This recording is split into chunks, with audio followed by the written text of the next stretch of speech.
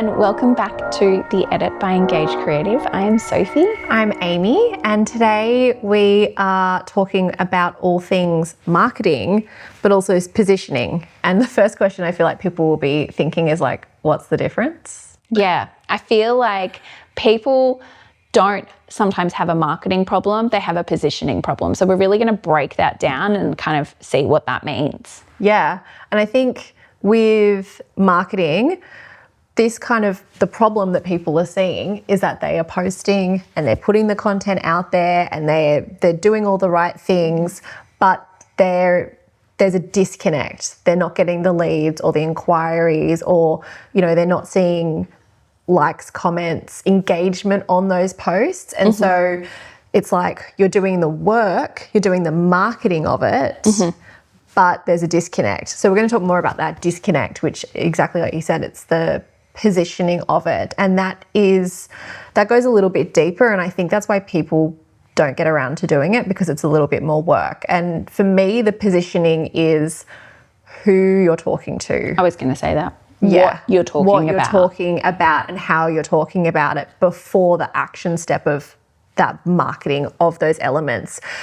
And for a lot of businesses, especially when we speak to them, they maybe when they first started their business, I know we did back in the day, like you do a little business plan and you talk about your services and your offering and your mission statement and your client.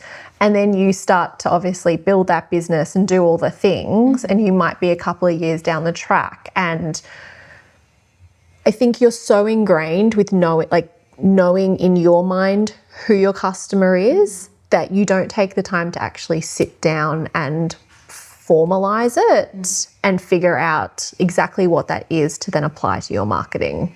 Yeah, I kind of think that this is a really valuable exercise in breaking down kind of 5 signs that you have a positioning problem. And we need to take out marketing because positioning comes before marketing. Yeah. So this is quite a valuable exercise that I think a lot of businesses can look at and see what is the clearest signs for having a positioning problem. Yeah. I definitely think to kick it off, it is, the first one is, people that inquire that are haggling on price or kind of price like decreasing and, Well, there's just a misalignment there between Correct. what you're offering and what their expectation is or what they want for the service. And that I think is 2 parts. It's either just what they assume for your service in general, regardless of it, that it's you providing it. Yeah. What they assume that service, whether it be a photography or styling or catering or the venue, what they assume. And then obviously it's your offering, and does everything that you're putting out there align with the prices that you're charging. Yeah.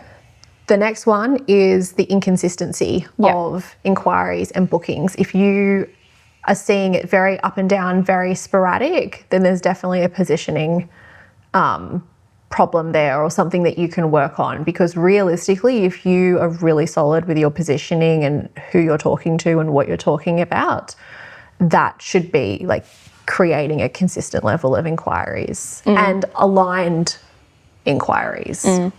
I think another one is feeling like you are competing with everyone that's out there. You don't want to compete with everyone. There's obviously competitors that businesses have, but you don't want to feel like your competitor is everyone, because you have a particular couple or a particular bride that you were targeting. So who is that?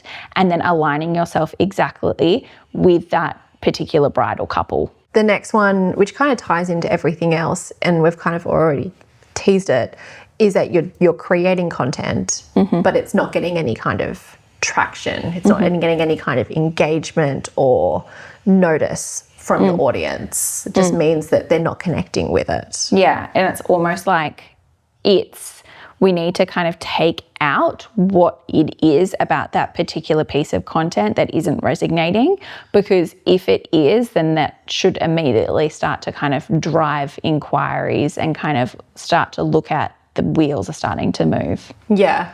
And the interesting thing, I always find it interesting when we have our onboarding calls and we send our big, chunky questionnaire for our clients to fill out. And more often than not, when they submit that form, they will message us and say, that was such a good exercise. Like that was... Can I have it? Can I have a copy? Because I've deep dived into it, but we obviously get the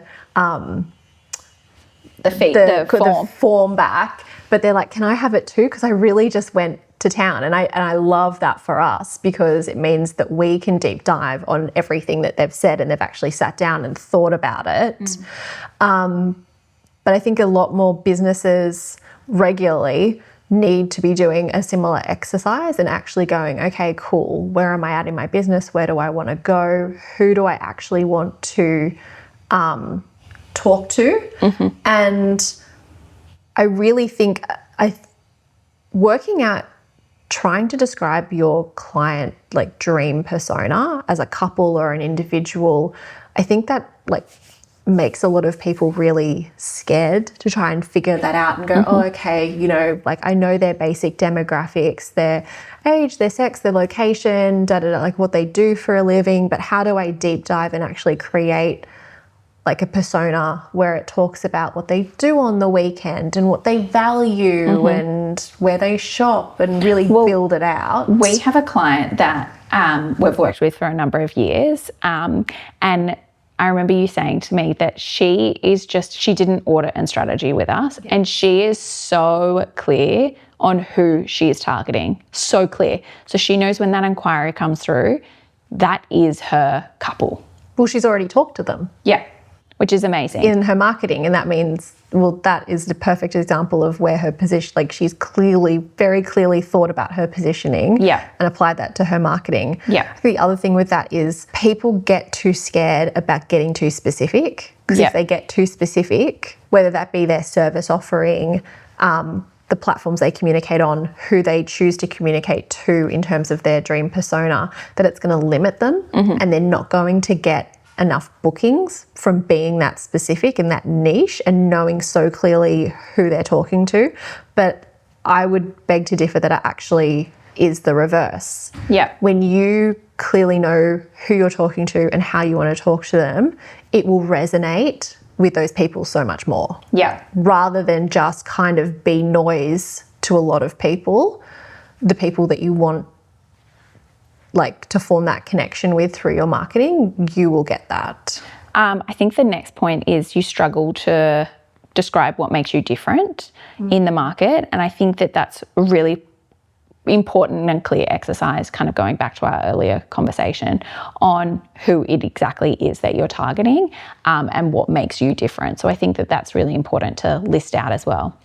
I would actually say on the back of that, and then also speaking about you're trying to articulate who your client is.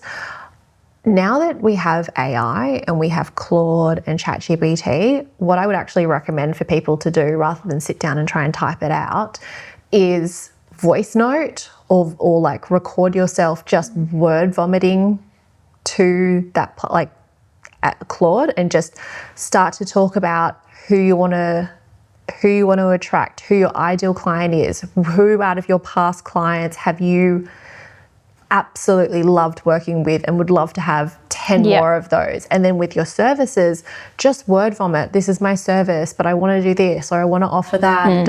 And if you, because you can speak faster than you type, so if you just articulate that to a program, like let's use it to its advantage, it is going to take all of that information and nuance and thoughts that you've had and be able to like distill that into probably creating a great persona that's going to be a lot more accurate than you giving it some generalizations that you've like tried to work out. Because I think being able to express verbally can be much more valuable in pulling things out that you might not have thought out when you're trying to type it.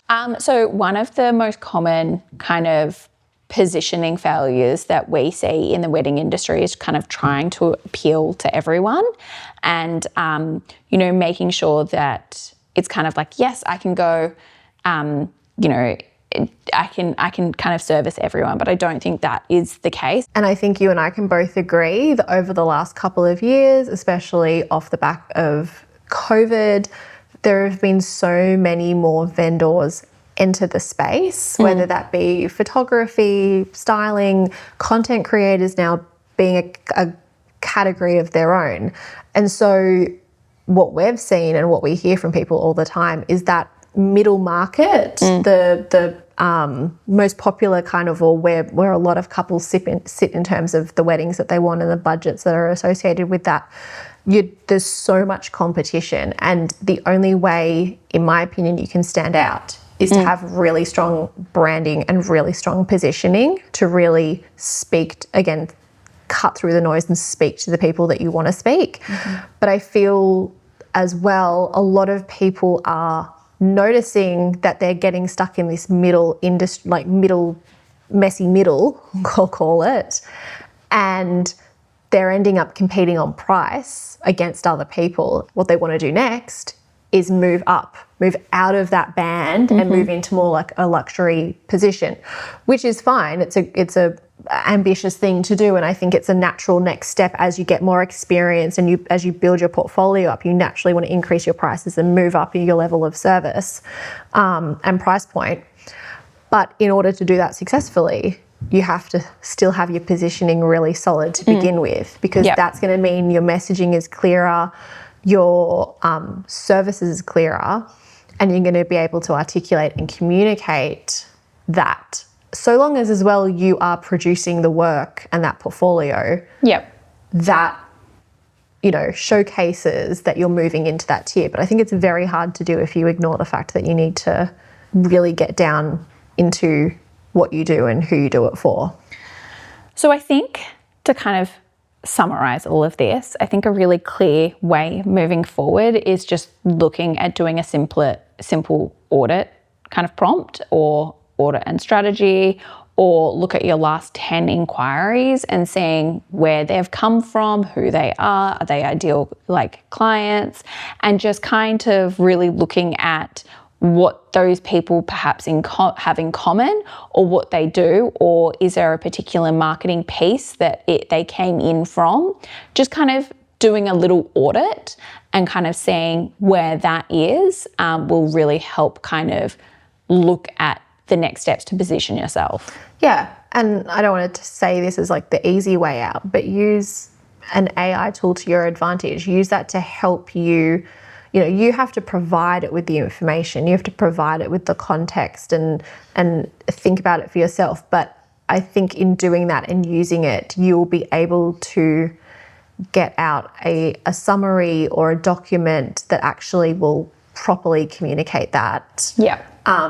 That you can then start to think about your marketing and how you want to actually do it in a way that positions you and talks to your ideal client. Yeah. Great. Well, thanks for joining us again. Yes. Actually, on that note, that's like homework. We don't usually give out homework on this podcast, but I would say that would be a good exercise for people to do if they're wanting to get a little bit clearer on where their brand and where they sit in the market, especially if you're wanting to move to that next tier. Up in a tier. Yeah. A little bit of homework for you to do. Cool. Well, we will see you on the next episode. Thank you. Bye.